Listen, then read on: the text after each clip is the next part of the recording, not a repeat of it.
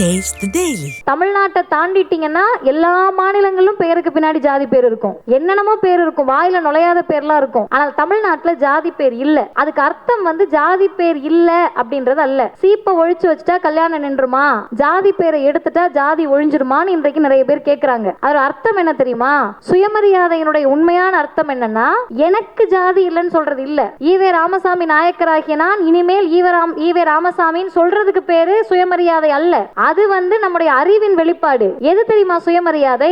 எனக்கு எப்படி ஜாதி இல்லையோ அதே போல் என் சகோதரனையும் ஜாதியை காட்டி நீ இழிவுபடுத்த கூடாது என்று மற்றவர்களுக்காகவும் சேர்த்து பேசுவதுதான் சுயமரியாதை. அதை தமிழ்நாட்டில் செஞ்சு காட்டியிருக்கோம். எப்படி செஞ்சு காட்டியிருக்கோம்னா, சத்தமே இல்லாமல் செய்து காட்டியிருக்கிறோம். தமிழ்நாட்டின் முதலமைச்சராக யார் பதவி பிரமாணம் எடுத்தாலும் அவர்களுடைய பெயருக்கு பின்னால் மறந்தும் கூட ஜாதிய பெயரை ஒட்டிக்கொள்ள முடியாது என்ற சாதனையை இந்தியாவில் செய்த ஒரே மாநிலம் தமிழ்நாடு மட்டும்தான். மிக சிறப்பாக ஏற்பாடு செய்யப்பட்டு இளைஞர் நலன் மற்றும் விளையாட்டு மேம்பாட்டுத்துறை அமைச்சகத்தின் சார்பிலே நடைபெறக்கூடிய இந்த நிகழ்ச்சி, இதே மாதிரி நான் பேசிட்டு இருந்தேன்னா நீங்க கேட்க மாட்டீங்கன்றது எனக்கு தெரியும். அதனால நான் உங்க ஃப்ளோவுக்கு வந்துடுறேன். இதை எல்லாருமே விளையாட்டுத்துறையிலிருந்து வந்திருக்கனால ஒலிம்பிக் உங்க எல்லாருக்குமே ஒரு ஆசையாக கனவாக இருக்கும்.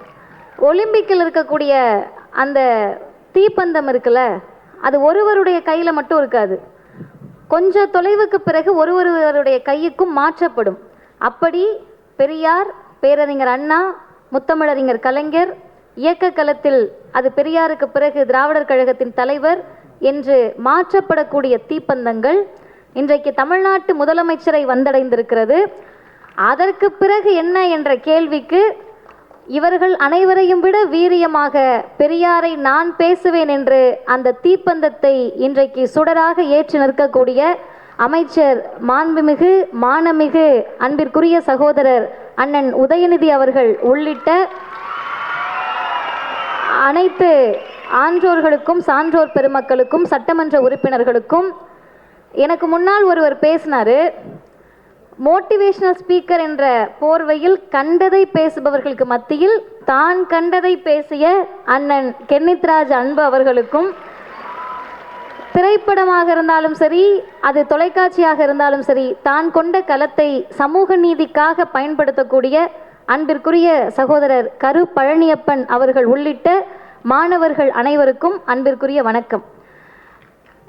நீங்கள் எல்லாருமே 3 கேட்டகரியில் இங்கே இருப்பீங்க. ஒரு கேட்டகரி எப்படி இருப்பீங்கன்னா, இன்றைக்கி யாரெல்லாம் காலேஜ் கட்டடிக்கலான்னு நினச்சிருப்பீங்க, நேற்றைக்கு முதல் நாளும் லீவு அவங்கெல்லாம். அப்போ இன்றைக்கி ஒரு நாள் என்னடா பண்ணுறதுன்னு யோசிக்கிறப்ப, இங்கே வாங்க ஒரு ஈவெண்ட் நடக்குதுன்னு சொன்ன உடனே காலேஜில் உட்காந்துருக்கிறதுக்கு அங்கே போய் ஏசி ஹாலில் உட்காந்துப்போம் அப்படின்னு நினச்ச கேட்டகரி ஒன்று. ரெண்டாவது யார் இருப்பீங்கன்னா, நீங்கள்லாம் ரெண்டாவது யார் இருப்பீங்கன்னா, அங்கே உட்காந்தாலும் எதையும் கவனிக்க போகிறதில்ல, இங்கே போய் சும்மா உட்காந்துட்டு வருவோம் அப்படின்றது 2. மூணாவதாக ஒரு கேட்டகரி இருப்பீங்க. அவங்க யாருன்னா, ஏதாவது ஒன்றையாவது அவங்க அவ்வளோ சொல்லுவாங்க, அத்தனையும் கேட்க முடியலனாலும் ஏதாவது கொஞ்சம் ஏற்றுக்கிட்டு வாழ்க்கையில் முன்னேற பார்ப்போம் என்று நினைக்கக்கூடிய ஒரு கேட்டகரி இருப்பீங்க. இந்த 3 கேட்டகரியில் கண்டிப்பாக வந்துடுவீங்க. இதை தாண்டி இருக்கிறவங்கெல்லாம் நீங்கள் அவுட்ஸ்டாண்டிங் ஸ்டூடெண்ட்ஸ், உங்களை எந்த கேட்டகரிக்குள்ளேயும் கொண்டு வர முடியாது. இந்த 3 பேர் இருப்பீங்க.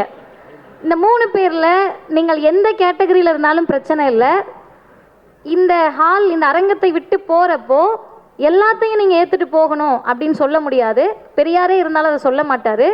பெரியார் சொன்ன ஒரே ஒரு டிஸ்க்ளைமரை மட்டும் சொல்லிவிட்டு நான் தலைப்புக்குள்ளே போகிறேன். யார் சொல்லி இருந்தாலும், எங்கு படித்திருந்தாலும், இதை எல்லாரும் சொல்லலாம், யார் சொன்னாலும் நம்பாதப்பா, வீட்டிலேருந்து நம்மளை அனுப்பிச்சி விட்றப்ப அதானே சொல்லி அனுப்புவாங்க, எது நடந்தாலும் நீ பாட்டு போயிட்டு நீ பாட்டு வந்துடணும் அப்படின்னு சொல்லி பெரிய பொதுநல சிந்தனையாளர்களாக நம்மளை வளர்த்து அனுப்புவாங்கல்ல. அப்போ யார் சொன்னாலும் நம்பாதன்னு எல்லாரும் சொல்லலாம், எங்கே படித்தாலும் நம்பாதன்னு எல்லாரும் சொல்லலாம். யார் சொல்லி இருந்தாலும், எங்கு படித்திருந்தாலும், நானே சொன்னாலும் உன் புத்திக்கு எட்டியதை மட்டும் நம்பு என்று சொன்னவர் தந்தை பெரியார் தான்.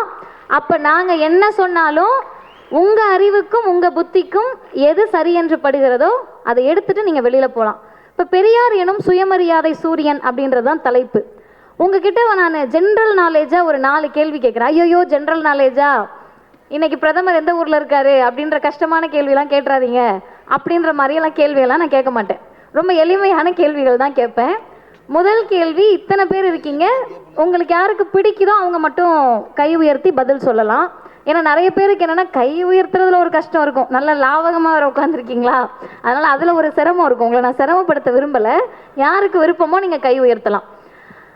தேட்டர் போவீங்கல்லப்பா, ஃபஸ்ட்டு டே ஃபஸ்ட்டு ஷோலாம் போவீங்க. அதை கேட்டப்பயே கத்தி நிறைய மகிழ்ச்சியோட எங்கள் வீட்டுக்கு அரிசி பருப்பு வாங்கி கொடுத்தவங்களே அவங்க தான்ற அளவுக்கு கத்தி யாரெல்லாம் பிடிக்கும்னு சொல்லிட்டீங்க. அதனால் அது பிரச்சனை கிடையாது. ஃபஸ்ட்டு டே ஃபஸ்ட்டு ஷோ போவீங்க கண்டிப்பாக. அப்படி போகிறப்ப, இல்லை நீங்கள் திரையரங்குகளுக்கு தேட்டர் போகிறப்ப, நீ எல்லாம் இந்த சமூகத்துக்காரன் உள்ளே வரக்கூடாதுன்னு யாராவது இங்கே இருக்கக்கூடிய ஒருவர் தேட்டருக்கு வெளியில் தடுத்து நிறுத்தப்பட்டிருந்தால் கை உயர்த்தலாம். யாரும் இல்லை. ரெண்டாவது கேள்வி, ஹோட்டல் போவீங்க, ஸ்விக்கி ஜொமேட்டோலாம் இன்றைக்கி வந்துருச்சு, ஹோட்டல்லாம் போய் சாப்பிடுவீங்க. அப்படி நீங்கள் ஹோட்டல் போகிறப்ப இடம் இல்லை வெயிட் பண்ணுங்கன்னு சொல்லுவாங்க. நீ எல்லாம் இந்த சமூகத்துக்காரன் இங்கே உட்காந்து சாப்பிடக்கூடாதுன்னு யாராவது ஒருத்தரை வெளியில் ஏதாவது ஒரு ஹோட்டலில் நிறுத்தியிருக்காங்களா? கை உயர்த்தலை, இல்லை. மூணாவது கேள்வி, அந்த குளத்தில் ஆற்றுலலாம் இங்கே சென்னையில் இருக்கவங்களுக்கு அந்த வாய்ப்பு இருக்குமான்னு தெரில.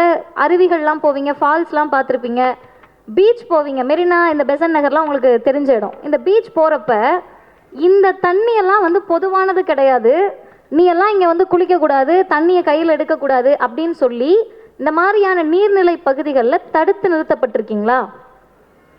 இல்லை. நாலாவது, ஸ்கூல் போயிருப்பீங்க, எல்லாம் ஸ்கூல் முடிச்சு தான் காலேஜ் வந்திருப்பீங்க. ஸ்கூல்லையும் காலேஜ்லையும் ஃபீஸ் கட்ட முடியலை, உங்களால் முடியலைன்னா டிசி வாங்கிட்டு போங்கன்னு கூட சில பேருக்கு சொல்லியிருக்கலாம். நீ இந்த சமூகத்துக்காரன் இந்த பள்ளிக்கூடத்துக்குள்ளே வரக்கூடாதுன்னு சொன்ன ஏதாவது ஒரு பள்ளிக்கூடங்கள் நீங்கள் பார்த்துருக்கீங்களா? கல்லூரி பார்த்துருக்கீங்களா? இல்லை. இப்போ நான் சொன்னதெல்லாம் திரும்ப நான் ரீகால் பண்ணுறேன். ஏன்னா இன்றைக்கி நம்ம என்ன நினச்சிட்டு இருக்கோம்னா, எதுக்கெடுத்தாலும் பெரியார்ன்றாங்க, மூச்சு விட்டால் பெரியார் காரணன்றாங்க, சட்ட துணி போட்டதுக்கு பெரியார் காரணன்றாங்க, படித்ததுக்கு பெரியார் காரணன்றாங்க. நல்லா தானே இருக்கோம், வந்திருக்கோம், உட்காந்துருக்கோம், ஜம்முன்னு தானே இருக்கோம், எல்லாத்துக்கும் எதுக்கு பெரியார் பேரில் எழுதுறாங்கன்னு நினைப்பீங்கல்ல. திரையரங்கு வாசலில், குளத்தில், ஆற்றுல, நீர்நிலைகளில், ஹோட்டலுக்குள்ளே, பள்ளிக்கூடத்துக்குள்ளே, காலேஜ்குள்ளே நீ எல்லாம் இந்த ஜாதி வரக்கூடாதுன்னு சொன்ன சமூகத்திலிருந்து தான் இன்னைக்கு எங்களை பார்த்து அப்படி யாரும் சொல்ல முடியாதுன்ற இடத்திற்கு உயர்ந்து நிற்பதற்கு காரணம் தந்தை பெரியார் கொடுத்த சுயமரியாதை உணர்வு. இன்னைக்கு அப்போ நம்மளை அப்படி தடுத்து நிறுத்தினவங்களாம் திருந்திட்டாங்களான்னு நீங்கள் நினைக்கலாம். திருந்தலை. அவர்கள் வெளிப்படையாக சொல்ல முடியாத அளவிற்கு சுயமரியாதை உணர்வை உங்கள் ஒவ்வொருத்தருக்குள்ளும் ஊட்டிய மண் தமிழ்நாடு, ஊட்டிய தலைவர் தந்தை பெரியார். நம்மளை பார்த்து சொல்லிட முடியுமா? நீ எல்லாம் மெடிக்கல் காலேஜுக்குள்ளே வர முடியாதுன்னு நேராக சொல்ல முடியாது, ஆனால் நீட்டை கொண்டு வர முடியும். நீ எல்லாம் படித்து உருப்பிடக்கூடாதுன்னு நேராக சொல்ல முடியாது, புதிய கல்விக் கொள்கையை கொண்டு வர முடியும். நீ எல்லாம் விளையாட்டுத்துறைக்குள்ளே வர முடியாது, வரக்கூடாதுன்னு நேராக சொல்ல முடியாது, அதுக்கு உங்களுக்கு கடினமான தேர்வு வைக்க முடியும். அப்போ எதையுமே நம்மளை அடக்கணும், அடிமைப்படுத்தணும்னு நினச்சா கூட, நினைக்கிற கூட்டங்கள் கூட அதை நேரடியாக சொல்ல முடியாமல் ஜாதிய சமூகத்தின் முதுகெலும்பை உடைத்த தலைவர் தான் தந்தை பெரியாராக இருக்கிறார்.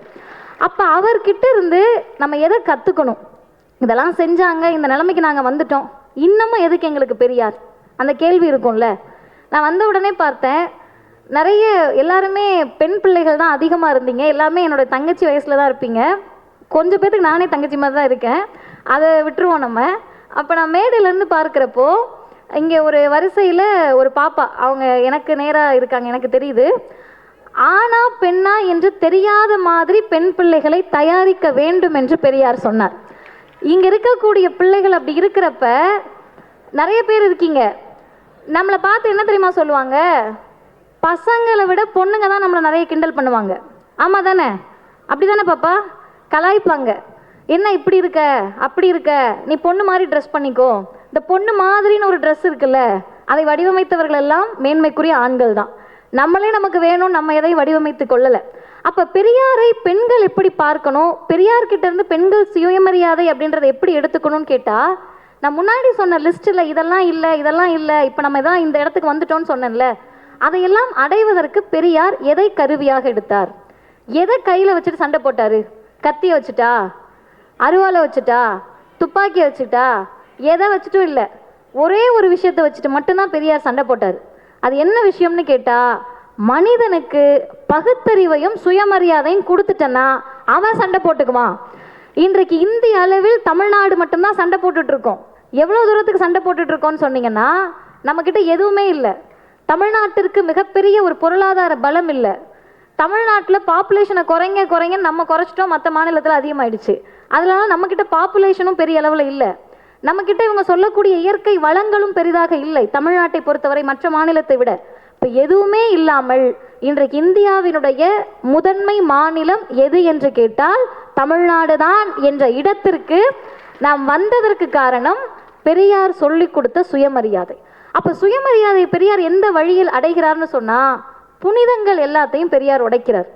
இது என்ன, இந்த அக்கா வந்த உடனே புனிதத்தை உடைக்கிறாங்கன்றாங்களே, இங்கே யாராவது ஒருத்தருக்கு புனிதம்னா என்னன்னு தெரியுமா? மாணவர்களுக்கு சொல்லுங்க, சும்மா சொல்லுங்க, சத்தமா சொல்லுங்க. தெரியாதுல்ல, ரொம்ப வருஷமா அது இருக்கு, எங்க இருக்குன்னு தெரியாது. உள்ள இருக்கு, வெளியே விட்டுருவேன்னு பூதத்தை சொல்ற மாதிரி இன்ன வரைக்கும் யாரும் வெளியே விடவே இல்லை. அப்ப என்ன புனிதம்னு கேட்டப்ப சில விஷயங்களை புனிதமா சொன்னாங்க. முதல் விஷயம் எது புனிதம்? கோவில் புனிதம், கடவுள் புனிதம், ஏத்துக்கலாம், நம்பிக்கை இருக்கிறவங்க ஏத்துக்கலாம். ஆனா கோவிலும் கடவுளும் புனிதம் அப்படின்ற இடத்தையும் அடுத்து வாங்க, பெண்கள் நம்மலாம் புனிதமானவர்களா? ஆமா தானே, நம்ம தானே சரஸ்வதி, நம்ம தானே கோவில், நம்ம தான் நிலம், நம்ம தான் காத்து, நம்ம தான் மலை, நம்ம தான் நதியே காதல் நதியே, எல்லாம் நம்ம தான். அப்ப நம்ம புனிதமானவர்கள் தான் பெண்கள். மூணாவது வாங்க, ஜாதி இங்க ஒரு அடையாளமா புனிதமானது. இது எல்லாத்தையும் சொல்லுங்க. இதில் ஏதாவது ஒன்று, கோவிலாக இருக்கட்டும், பெண்களாக இருக்கட்டும், ஜாதியாக இருக்கட்டும், கல்வி ஒரு காலகட்டத்தில் புனிதமாக இருந்துச்சு. இன்னைக்கும் கல்வியை புனிதப்படுத்துறோம். அந்த கல்வி, இந்த கல்வி, இதெல்லாம் புனிதமானது. மருத்துவம் என்றால் அது புனிதமான துறை, ஆசிரியர்கள் என்றால் அது புனிதமான துறைன்னு. இதுக்கு எல்லாமே அர்த்தம் என்ன தெரியுமா? எதையெல்லாம் உங்களால் சுயமரியாதையோடு அணுக முடியாதோ அது எல்லாத்துக்கும் பெயர் புனிதம் அப்படின்னு சொல்லி வச்சாங்க. கோவிலுக்குள்ள நீங்க எல்லாரும் போக முடியாத காலகட்டம் இருந்துச்சு, அதனால் கோவில் புனிதம். ஏன் போக முடியலன்னு கேள்வி கேட்க முடியாது, அதனால அது புனிதம். பெண்கள் என்னை ஏன் அடிமையா வச்சிருக்க கேட்க முடியாது. நான் ஏன் படிக்கக்கூடாது கேட்க முடியாது. நான் ஏன் ஆண்கள் மாதிரி வேலைக்கு போக முடியாது கேட்க முடியாது. அதனால் நாம் புனிதமானவர்கள். அப்படியே வாங்க, பள்ளிக்கூடத்துக்குள்ள எல்லா ஜாதியும் வரக்கூடாது. பள்ளிக்கூடத்துக்குள்ள இந்த தெருவுக்குள்ள எல்லாரும் வரக்கூடாது. அதனால் படிப்பு புனிதம். இது எல்லாத்தையும் இன்றைக்கு உடைத்து, புனிதம் என்றால் நாங்கள் எட்ட முடியாத தூரத்தில் இருக்கிறது என்று சொன்னால் அது எந்த புனிதமாக இருந்தாலும் உடைப்பதற்கு தமிழ்நாடு தயார் என்ற நிலையை தான் பெரியாருடைய சுயமரியாதை ஏற்படுத்தியது. இப்போ நான் சொன்ன எல்லாத்துலேயும் நீங்கள் இன்னைக்கு போய் ஈஸியாக ஆக்சஸ் பண்ண முடியும். கோவிலுக்குள்ளே போறீங்களா, நீ எல்லாம் வரக்கூடாதுன்னு சொன்னால் உங்கள் மீது, சொன்னவர் மீது நடவடிக்கை எடுப்பதற்கு இந்த அரசு தயார் என்று சொல்லக்கூடிய அரசை பெற்றிருக்கிறோம். பள்ளிக்கூடமா, எந்த காரணத்தை சொல்லி உங்களை வெளியில் நிப்பாட்ட முடியாது. காசு இல்லையா, அரசு பள்ளிக்கூடம் இருக்கு. காசு இல்லைங்க, ஆனால் இங்கிலீஷ் மீடியத்தில் படிக்கணும்னு ஆசை இருக்கு, நாங்களே ஆர்டிஇ திட்டத்தில் படிக்க வைக்கிறோம். இல்லைங்க, சாப்பாட்டுக்கு வழி இல்லை, ஸ்கூலுக்கு போக முடியாது, மதிய உணவு மட்டுமல்ல காலை உணவையும் நானே தருகிறேன் என்று சொல்லக்கூடிய அரசு. அப்படியே வாங்க, இந்த பெண்களுடைய பிரச்சனைகளை பற்றி பேசுகிறப்ப இங்கே இருக்கக்கூடிய பிள்ளைங்கள் எத்தனை பேருக்கு காவல்துறையில் நான் போலீஸ் ஆகணும்னு ஆசை? நல்ல கை உயர்த்தலாம். பெண்களுக்கு நல்லது, நிறைய பேர் இருக்கீங்க. 100 வருஷத்துக்கு முன்னாடி காவல்துறையில் தமிழ்நாட்டில் பெண்கள் கிடையாது. இன்னைக்கும் காவல்துறைக்கு போகணும்னா கை உயர்த்தின பாப்பாலாம் வீட்டில் போய் இப்போ நான் போலீஸ் ஆக போகிறேன், போயிட்டு வரேன் அப்படிலாம் வர முடியாது. அப்படி தானே? கெஞ்சனும் ஒன்றும் இல்லைப்பா, அதுவும் மற்ற வேலை மாதிரி சாதாரணம் தான்ப்பா, டாக்டர் மாதிரி, இன்ஜினியர் மாதிரி, டீச்சர் மாதிரி அது ஒரு வேலை தான்ப்பான்னு கேட்கணும். அப்படி கேட்கக்கூடிய சமூகத்தில் மாணவர்கள் தெளிவாக கேட்டுக்கங்க. 1931 பெரியார் ஒரு தீர்மானம் போடுறாரு. என்னக்கா நீங்கள் ஹிஸ்ட்ரிலாம் பேச மாட்டேன்னு அங்கே போயிட்டீங்க அப்படின்னு நினைக்கக்கூடாது. என்ன தீர்மானம் போடுறாருன்னா, காவல்துறையிலும் இராணுவத்திலும் பெண்களை நியமிக்கணும். இது சாதாரணமானது தானே, காவல்துறையிலையும் இராணுவத்திலையும் பெண்களை நியமிக்கிறது தானே பெரிய விஷயமா அப்படின்னு நீங்கள் நினைக்கலாம். 1931 பெண்களுக்கு படிப்பதற்கு உரிமை கிடையாது. பெண்கள் மிக சகஜமாக இது போல் நடக்க முடியாது. அந்த காலகட்டத்தில் காவல்துறையில் காக்கி உடுப்பை போட்டுட்டு பெண்கள் போகலான்னு சொன்னால் பாதி பேருக்கு ஹார்ட் அட்டாக்கே வந்திருக்கும். ஐயோயோ, இதென்ன என் பிள்ளை காக்கி உடுப்பை போட்டு போகிறதான்ட்டு சொல்லிட்டு பெரியார் என்ன சொல்கிறாருன்னா, நல்லா கேட்டுக்கங்க, 1946 ஒரிஷா, உங்க எல்லாருக்கும் தெரியும், அந்த மாநிலத்தில் என்ன பண்றாங்கன்னா, காவல்துறையை தவிர மற்ற அரசு பணிகளில் பெண்களை நியமிக்கலாம் அப்படின்னு ஒரு அரசாணை கொண்டு வராங்க. கொண்டு வந்தது ஒரிஷால. தட்டி கேட்டது எங்க தெரியுமா? தந்தை பெரியார் தட்டி கேட்டார். ஏன் காவல்துறையை தவிர மற்றதில் நீ அவங்களுக்கு பணியிடம் கொடுக்குற, காவல்துறையில் கொடுக்க முடியாதா அப்படின்னு கேட்டார். இதை உங்களுக்கு இன்னும் ஈஸியாக புரியணும்னா, தம்பிங்கெல்லாம் வந்திருக்கீங்க, பைக்கில் வந்திருப்பீங்க. சில பேர் பைக்கில் வந்துட்டு வெளியே போகிறப்ப லைசன்ஸ் இல்லை, ஹெல்மெட் இல்லை அப்படின்னு உங்களை ஒரு டிராஃபிக் போலீஸ் மடக்கி பிடிக்கிறாங்க. நீங்கள் அந்த டிராஃபிக் போலீஸ் அப்படின்றதுக்காக பயப்படுறீங்களா, இல்லை ஒரு ஆண் அப்படின்றதுக்காக பயப்படுறீங்களா? டிராஃபிக் போலீஸ்ன்னு தானே பயப்படுறோம். தப்பு பண்ணிட்டு ஓடுறோம், போலீஸ் பிடிக்கிறாங்க. இவங்க பெண் போலீஸா, அப்போ நம்ம மெதுவாக தப்பிச்சு ஓடிக்கலாம். ஆண் போலீஸா, மெதுவாக வேகமாக போகலான்னு யோசிப்போமா? காவல்துறைனா காவல்துறை தான். ஆனா பெண்ணா என்பது கணக்கு அல்ல. பெரியார் சொன்னார், காக்கி உடுப்புக்கு தான் மரியாதையை தவிர அது ஆணா இல்லை பெண்ணா என்பதற்கு மரியாதை கிடையாது. அவங்க கையில் இருக்க துப்பாக்கியை தூக்கி இவங்க கையில் கொடுத்தனா பயந்துட்டு போகிறாங்க. அவங்க கையில் இருக்கிற தடியை தூக்கி பெண்கள் கையில் கொடுத்தனா பயந்துட்டு போகிறாங்க. இதில் என்ன பிரமாதம் என்று கேட்டுவிட்டு பெரியார் சொன்னார், தமிழ்நாட்டில் ஆர்வமும் துணிச்சலும் காவல்துறை அதிகாரியாக வேண்டும் என்ற ஆசையும் கொண்ட பலாயிரக்கணக்கான பெண்கள் இருக்கிறார்கள், அவர்களை நீங்கள் காவல்துறையில் அனுமதிக்கணும்னு பெரியார் சொன்னார். பெரியார் சொன்னது 31, கலைஞருக்கு வயசு 7. 24 கலைஞர் பிறக்கிறாரு. 6-7 வயது இருந்த அந்த சிறுவர் கலைஞர் பின்னாளில் முதலமைச்சராக வந்து தமிழ்நாட்டு பெண்களை காவல்துறையில் நியமிப்பார் என்பதை பெரியாரும் நினைத்திருக்க மாட்டார். பெரியார் போட்ட தீர்மானத்திலையும் பெரியார் நினைச்சிருக்க மாட்டார். 1973 தான் கலைஞரால் தான் இன்றைக்கு தமிழ்நாட்டில் பெண்கள் காக்கி உடுப்போடு கம்பீரமாக நிற்கிறார்கள். ஆனால் காக்கி உடுப்பு எடுத்து மாற்றப்ப நான் நிறைய கூட்டங்களில் சொல்லுவேன், பெரியாருக்கும் கலைஞருக்கும் தான் நீங்கள் முதலில் உங்கள் கடவுளுக்கு நன்றி சொல்லுவதற்கு முன்னால் சொல்ல வேண்டும். ஏன்னா யாருமே நமக்காக பேசல, பெரியார் கலைஞர் தானே பேசினாங்க. இந்த சுயமரியாதை உணர்வை இங்கே இருக்கக்கூடிய பெண் பிள்ளைகள் நம்ம எந்த நிலைமையில இருந்து வந்தோன்னு புரிஞ்சுக்கணும். இங்கே இருக்க எல்லாருக்குமே நல்ல பேர் வச்சுருப்பாங்க, அப்படி தானே? யாராவது ஒரு 4 பேர் உங்கள் பேர் சொல்லுங்க. பேர் சொல்லுங்க. பேர் உங்கள் பேர் தான் இனியவள். இனியவள் பேரே. மதிவதனி, இனியவள், இதெல்லாம் இப்போ தான். 50 வருஷம் 70 வருஷத்துக்கு முன்னாடி எங்கள் பேர் என்ன தெரியுமா? போதும் பொண்ணு, வேண்டாம் பொண்ணு. வேண்டாம் பொண்ணுலாம் பேர் வைப்பாங்கன்னா எனக்கு தெரியாது. போன வருஷம் காஞ்சிபுரம் போயிட்டு வரப்ப அந்த கூட்டமும் நான் எப்படி போனேன்னு கேட்டால், நீட் எதிர்ப்புக்காக உண்ணாவிரத போராட்டத்தை மாண்புமிகு அண்ணன் அவர்கள் நடத்தினதில் காஞ்சிபுரத்தில் கலந்துட்டு திரும்பி வரப்ப வேண்டான்னு ஒரு ஃப்ளெக்ஸ் பார்த்தேன். சரி, நமக்கு தான் கண்ணு சரியாக தெரில போலன்னு விண்டோ ஓப்பன் பண்ணி பார்த்தா உண்மையாகவே வேண்டான்னு தான் இருக்குது. ஏன் வேண்டான்னு பேர் வச்சிங்க? பொண்ணு வேண்டாம். அப்போ நம்ம முன்னோர்களுடைய அறிவு எப்படி மெய்சில் இருக்க வைக்குதுன்னா, போதும் பொண்ணு வேண்டாம் பொண்ணுன்னு பேர் வச்சாலே அடுத்து பொண்ணு பிறக்காதுன்னு சொல்லக்கூடிய அளவிற்கு அவர்கள் அவ்வளவு மெய்சில் இருக்கக்கூடிய அறிவோடு இருந்திருக்கிறார்கள். அப்போ வேண்டாம் பொண்ணு போதும் பொண்ணுன்னு பேர் வச்சப்ப பெரியார் பெண்களுக்கு என்ன தெரியுமா பேர் வச்சாரு? அறிவு கண்ணு என்று பெண்களுக்கு முதலில் பெயர் வைத்த தலைவர் தந்தை பெரியார். நீங்களாம் போதும் பொண்ணு இல்லைம்மா, அறிவு கண்கள் வாங்கன்னு கூப்பிட்டாரு. எல்லாரும் படிக்க வரோம், பேசுகிறோம், எல்லாம் வந்துட்டோம். இந்த சொத்தை பற்றி பேசுகிற போது எல்லாம் அந்த பொருளாதாரத்தோடு தொடர்பு படுத்துவாங்க, காசுன்னுவாங்க. பணம் என்பது காசாக மட்டுமோ பொருளாதாரமாக மட்டுமோ நீங்கள் பார்க்க முடியாது. பெண்களுடைய ஆகச்சிறந்த சுயமரியாதை எங்கே இருக்குன்னு கேட்டால் பொருளாதார விடுதலையில் தான் இருக்கிறது, சொத்துரிமையில் தான் இருக்குது. இதை யார் புரிஞ்சுக்கிட்டா தெரியுமா? தமிழ்நாட்டின் முதலமைச்சர் புரிந்து கொண்டார். அதனால தான் மாதம் 1000 ரூபாய் கொடுக்குறேன்னு சொல்லலை, கலைஞர் மகளிர் உரிமை தொகையை தருகிறேன் என்று தமிழ்நாட்டின் முதலமைச்சர் சொன்னார். இதை இன்னும் உங்களுக்கு சிம்பிளிஃபைடாக சொல்லணும்னா, இந்த பேண்ட் போட்டிருக்கவங்களாம் விட்டுருங்க, சுடிதார் சாரீலாம் கட்டியிருக்கீங்கல்ல நிறைய பெண்கள், உங்களோட எத்தனை பேரோட சட்டையில் பாக்கெட் இருக்கு? எப்படிக்கா இருக்கும் பெண்களுடைய சட்டையில்? சரி தம்பி, அவங்க எத்தனை பேருடைய பேண்ட்ல மாணவர்களுக்கு பாக்கெட் இருக்கு? என்ன கேள்வி இது? ஆண்களுக்கு பாக்கெட்ல வச்சு பேண்ட்ல எப்படி பாக்கெட் இல்லாமல் இருக்கும்? அப்படிதானே நினைக்கிறீங்க? 1 வயசு குழந்தை பிறக்கும்பா, 1 வயசுல இருக்கும் குழந்தை, அது ஆண் குழந்தையா இருந்தால் 5 ஜோப்பு வச்சு சட்டை வாங்கிட்டு போவோம். ஏதோ ஒரு பிறந்த உடனே 1000 ரூபாய் சம்பாதிச்சு பாக்கெட்டில் வச்சுக்குவார் அவர். குழந்தைக்கு என்ன, பெண் குழந்தைக்கு என்ன வாங்கிட்டு போவோம்? ஜிகுன்னு ஒரு கவுன் வாங்கிட்டு போவோம், அதிலெல்லாம் பாக்கெட் இருக்காது. அதனுடைய அர்த்தம் என்ன தெரியுமா? ஒன்றை தான் படிக்கவே விட மாட்டோம், படித்தாலும் வேலைக்கு போக விட மாட்டோம், வேலைக்கு போனாலும் காசு உன்கிட்ட இருக்காது, என்கிட்ட தான் இருக்கும், அதுக்கு எதுக்கு உனக்கு பாக்கெட்டு என்ற அர்த்தத்தில் தான் உனக்கெல்லாம் பொருளாதார விடுதலையே இல்லைன்னு பாக்கெட் இல்லாத சமூகம். இப்போ நீங்கள் கொஞ்சம் முன்னாடி போய் பார்த்தீங்கன்னா பாட்டிக்கிட்ட சுருக்கு பை இருக்கும், தாத்தா லங்கோடில் கூட பாக்கெட் இருக்கும், ஏன்னா அவர் நிறைய சம்பாதிப்பார். அப்போ பாட்டியோட சுருக்கு பை தான் இன்றைக்கி நம்மளோட எக்ஸ்டர்னல் ஸ்பெட்டிங் ஹேண்ட்பேக். இன்னைக்கு வரைக்கும் எல்லா ஆடைகளையும் பாக்கெட் வரல.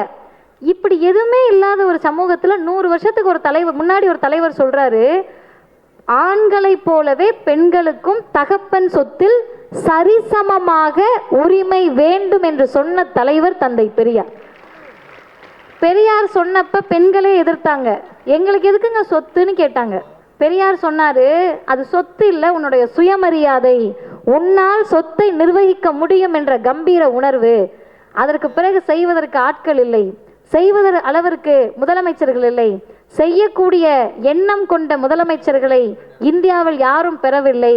ஒரு முதலமைச்சரை நாம் பெற்றோம் 1989 ஆண்களுக்கு சமமாக பெண்களுக்கும் சொத்தில் உரிமை உண்டு என்று சட்டம் கொண்டு வந்த தலைவர் முத்தமிழறிஞர் டாக்டர் கலைஞர் அவர்கள். இதெல்லாம் அமைதி புரட்சி. இது நமக்கு தெரியாது, நமக்கு தெரிஞ்சுக்கவும் வேண்டாம். நமக்கு இன்ஸ்டா ரீல்ஸை ஒரு நிமிஷத்தில் பார்த்து முடிக்கிறோமா, அதான் டார்கெட்டு. 30 செகண்டில் குறைச்சி சொல்கிறியா, இன்னும் நல்லது. ஒரு நிமிஷத்தில் சொல்கிற செய்தி 30 செகண்டில் சொல்கிறியா, நாங்கள் கேட்டுக்கிறோம். சொத்துரிமை அவர் கொடுத்தாரு, பெண்களுக்கு படிப்புரிமை அவர் கொடுத்தாரு, கோவிலுக்குள்ள போகிற உரிமை அவர் கொடுத்தாரு, இதெல்லாம் எங்களுக்கு எதுக்கு என்று நீங்கள் கேட்பது எனக்கு கேட்கிறது. நமக்கு எதுக்கு தெரியுமா இதெல்லாம்? இன்னைக்கு எல்லாரும் படித்து முன்னாடி வந்து உட்காந்துருக்கீங்க. உங்ககிட்ட இன்னைக்கு என்ன ஆசைன்னு கேட்டால் பாதி பேத்துக்கு என்ன ஆசைனே சொல்ல தெரியாது. ஆமாம் தானே? அது பின்னாடி கை உயர்த்தின அந்த தம்பிமார்களுக்கெல்லாம் அக்கா எங்களுக்கு இதுதான் ஆசைலாம் தெரியாதுக்கா அப்படின்ற சொல்லுவோம். பெண் பிள்ளைகள்கிட்ட கேட்டிங்கன்னா பல ஆசைகள் இருக்கும், ஆனால் அதெல்லாம் நடக்குமான்றது உங்களுக்கே தெரியாது. மேலே இருக்கவங்க பார்த்துக்க மாட்டாங்க, மேலே இருக்கிறவங்க அவங்க வேலையை தான் பார்ப்பாங்க, நம்ம தான் நம்ம வேலையை பார்க்க முடியும். இப்போ நம்ம வேலையை பார்க்கணும்னா நமக்கு கூட ஏதாவது வேணும்ல, நமக்கு தன்னம்பிக்கையை கொடுப்பதற்கு கையில் ஏதாவது ஒரு ஆயுதம் வேணும்ல, துணிச்சலை கொடுப்பதற்கு ஒரு ஆயுதம் வேணும்ல. நீ எல்லாம் வரக்கூடாதுன்னு சொல்கிறப்ப நான் வந்து தான் தீருவேன்னு சொல்கிறதுக்கு நமக்கு ஒரு சுயமரியாதை சொல் வேணும்ல. நீ எல்லாம் இப்படி தான் அப்படின்னு நம்மளை பார்த்து மோசமாக பேசுகிற போது நாங்கள் அப்படி கிடையாது, தமிழ்நாடு தான் தலை நிமிர்ந்து நிற்கிறதுன்னு சொல்கிறதற்கு ஒரு சுயமரியாதை வேணும்ல. இதெல்லாம் யார்கிட்ட நீங்கள் கிடைக்கும்னு சொன்னால் திரையரங்குகள் இருக்கக்கூடிய நடிகர்களிடம் கிடைக்காது, தந்தை பெரியார் என்ற தலைவரிடத்தில் தான் கிடைக்கும். அப்போ பெரியாரை வாசிக்க தான் அந்த உணர்வு நமக்கு அதிகமாகும், மற்றவர்களிடத்திலிருந்து நம்ம மாறுபட்டு நிற்போம். தமிழ்நாட்டை தாண்டிட்டிங்கன்னா எல்லா மாநிலங்களிலும் பெயருக்கு பின்னாடி ஜாதி பேர் இருக்கும், என்னென்னமோ பேர் இருக்கும், வாயில் நுழையாத பேர்லாம் இருக்கும். ஆனால் தமிழ்நாட்டில் ஜாதி பேர் இல்லை. அதுக்கு அர்த்தம் வந்து ஜாதி பேர் இல்லை அப்படின்றது அல்ல. சீப்பை ஒழிச்சு வச்சுட்டா கல்யாணம் நின்றுமா, ஜாதி பேரை எடுத்துட்டா ஜாதி ஒழிஞ்சிருமான்னு இன்றைக்கு நிறைய பேர் கேட்குறாங்க. அதோட அர்த்தம் என்ன தெரியுமா? சுயமரியாதையினுடைய உண்மையான அர்த்தம் என்னன்னா, எனக்கு ஜாதி இல்லைன்னு சொல்கிறது இல்லை. ஈவே ராமசாமி நாயக்கராகிய நான் இனிமேல் ஈவே ராமசாமின்னு சொல்கிறதுக்கு பேர் சுயமரியாதை அல்ல. அது வந்து நம்முடைய அறிவின் வெளிப்பாடு. எது தெரியுமா சுயமரியாதை? எனக்கு எப்படி ஜாதி இல்லையோ அதே போல் என் சகோதரனையும் ஜாதியை காட்டி நீ இழிவுபடுத்தக்கூடாது என்று மற்றவர்களுக்காகவும் சேர்த்து பேசுவதுதான் சுயமரியாதை. அதை தமிழ்நாட்டில் செஞ்சு காட்டியிருக்கோம். எப்படி செஞ்சு காட்டியிருக்கோம்னா, சத்தமே இல்லாமல் செய்து காட்டியிருக்கிறோம். தமிழ்நாட்டின் முதலமைச்சராக யார் பதவி பிரமாணம் எடுத்தாலும் அவர்களுடைய பெயருக்கு பின்னால் மறந்தும் கூட ஜாதிய பெயரை ஒட்டிக்கொள்ள முடியாது என்ற சாதனையை இந்தியாவில் செய்த ஒரே மாநிலம் தமிழ்நாடு மட்டும்தான். அப்போ இன்றைக்கு ஜாதியை எடுத்துட்டோம். ஒரே செய்தியோடு நான் நிறைவு செய்கிறேன். ஜாதியை எடுத்துட்டோம், எதோடு அதை ரீப்ளேஸ் பண்ணுறது? பின்னாடி ஒன்றுமே இல்லையே, கஷ்டமாக இருக்கே அப்படின்னு நம்ம முன்னோர்கள் நினச்சாங்க. இருந்த ஒரே ஒரு பெருமை அதையும் எடுத்துட்டீங்க. ஏன்னா படித்து வாங்கின பட்டம்ல அது, எல்லாரும் 10 வருஷம் படித்து வாங்கின பட்டம்னால இதை எடுத்துட்டீங்க, நாங்கள் என்னங்க பண்ணுறதுன்னு கவலைப்பட்டப்ப பெரியார் ஒரே வார்த்தையில் சொன்னார், கல்வியும் பகுத்தறிவும் சுயமரியாதையும் தான் தாழ்ந்து கிடந்த சமூகத்தை உயர்த்தக்கூடிய ஆயுதங்கள். கல்வி இன்றைக்கு கிடைச்சிருச்சா? கிடைச்சிருச்சு. சுயமரியாதை உணர்வோடு இருக்கோமா? ஓரளவுக்கு இருக்கும். 3வது முக்கியமான கேள்வி, பகுத்தறிவோடு இருக்கோமா? என்ன எங்களை பார்த்து பகுத்தறிவோடு இருக்கீங்களான்னு கேட்குறீங்க. நாங்கள் எல்லாம் அறிவாளிகள் தான் அப்படின்னு நீங்கள் கோவப்படணும். என்னை நோக்கி நீங்கள் கோவப்படணும். கோவப்பட்டாதான் எந்த இடத்தில் பகுத்தறிவு இல்லாமல் செயல்படுறோன்னு நீங்கள் யோசிக்க முடியும். ஏன்னு கேட்டால் உங்கள் எல்லாருக்கிட்டையும் எதை கேட்டால் உங்களுக்கு கோவம் வரும் தெரியுமா? என்ன படிக்கிற, ஏன் மார்க் கம்மியாக எடுத்திருக்க, ஏன் அரியர் வச்சுருக்க, ஏன் ஸ்போர்ட்ஸில் இவ்வளோ மோசமாக விளாண்டுருக்க, இதெல்லாம் கோவம் வராது.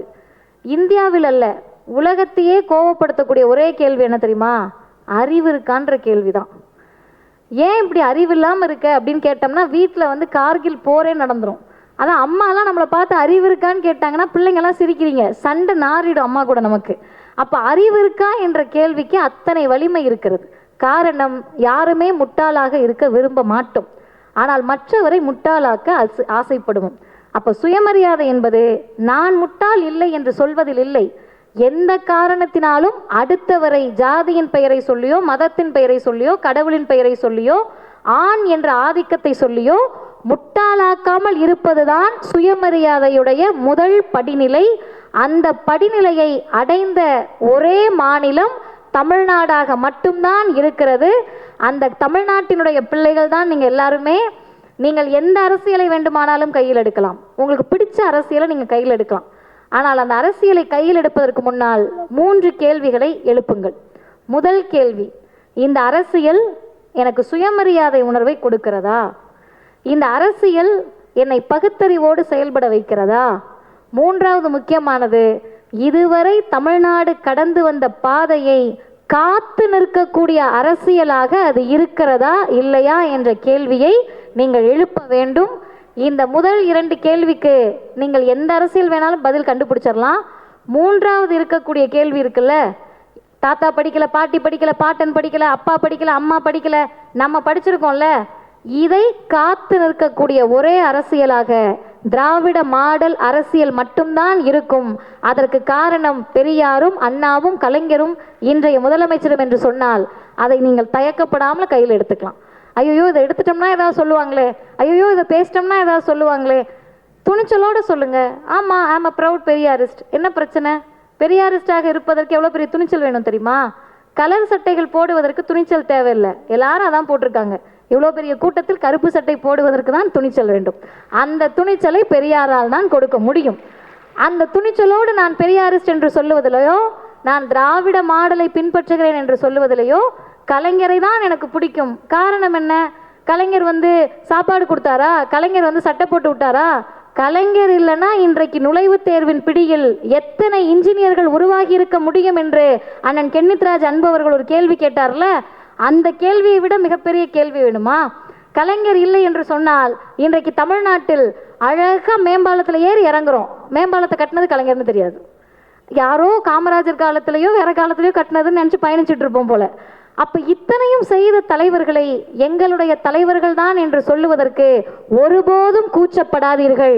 இது பெரியார் மண்தான் என்று சொல்லுவதில் தான் தமிழ்நாட்டுக்கு பெருமை. அதையே சொல்லி நிறைவு செய்கிறேன். வாய்ப்புக்கு நன்றி, வணக்கம். வாழ்க பெரியார், வளர்க பகுத்து.